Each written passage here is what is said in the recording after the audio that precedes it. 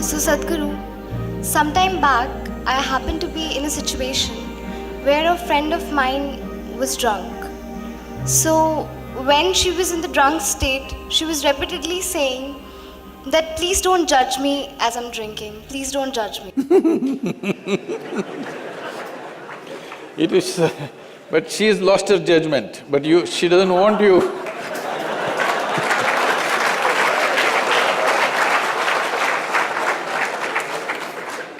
So my question is, whether it is alcohol or not, in life, why are we so apprehensive about being judged by others?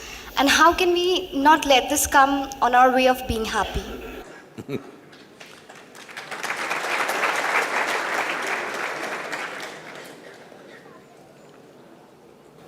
Look at me. See, I'm always stoned.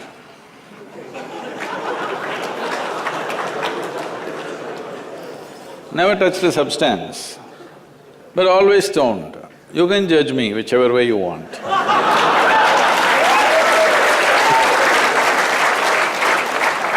Because one thing is, I'm stoned in such a way that I have not lost my judgment at all. And at the same time, whichever way you judge me has absolutely no impact on me because I'm completely stoned.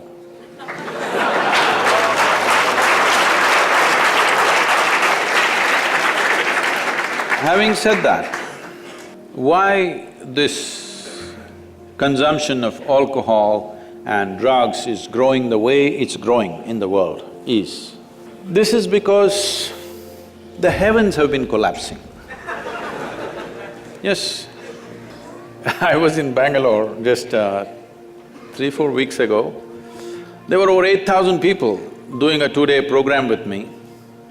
And just casually I asked, how many of you think you will go to heaven? Only 5 hands went up. Then I asked, are you all the hell people?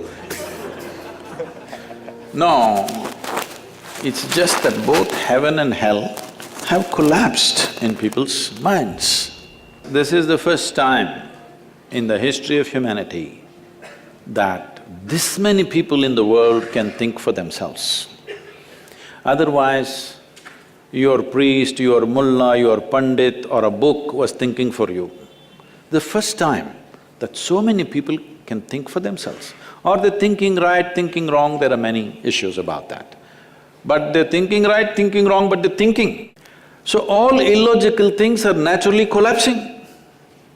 Still, this generation has not fully walked away from it, still there is fear. They can't openly say, there's no goddamn hell or heaven. They're still fearful about it, but they're trying to make a little heaven for themselves here. So, hey, wait.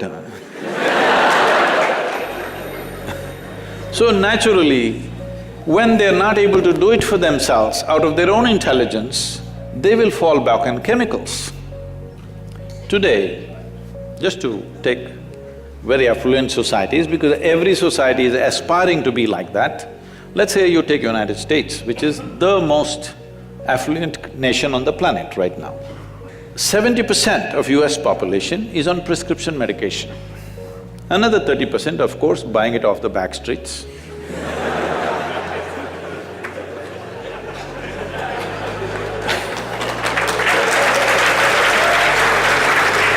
Most affluent nation, obviously affluence is not working. To be healthful, you need chemicals.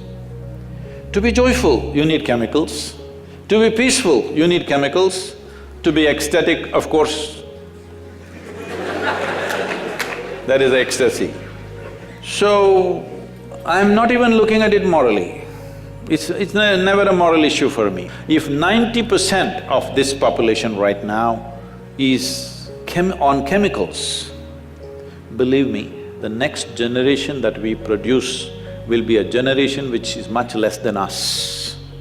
If we produce a next generation less than ourselves, we have committed a crime against humanity, because the next generation must be at least one step ahead of us, otherwise we've lost it.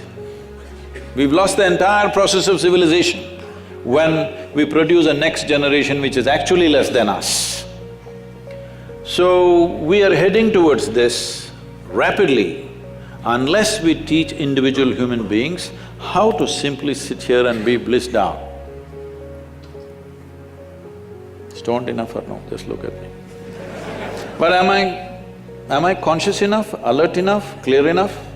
If there was a way to intoxicate yourself without losing your judgment, without losing your awareness, without losing your intelligence, it's a great thing. Intoxication is a fantastic thing. Only problem is, it takes away your judgment, it takes away your intelligence, incapacitates you. That is the problem, isn't it? Is it true? Ask anybody, you're not in the medical sciences, but ask anybody, is it true that this body here is the greatest chemical factory in the universe right now? The universe that we know at least? Only problem is you're a lousy manager. If you know how to manage this, you would be like me, always blissed out. Anybody can say what they want, anybody can do what they want. This is like this only. Because I have not given this privilege to anybody, that somebody can make me happy, somebody can make me unhappy, somebody can make me miserable. Right now, you are a consequence of other people's opinions. Where do you plan to go like this? Anybody can ruin you. You went outside, somebody told you, Shreya, you are the most wonderful human being we have seen. Then you were floating on that cloud, what number? What number?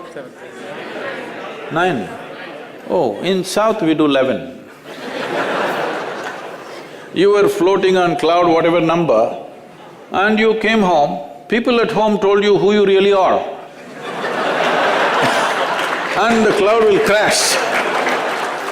No.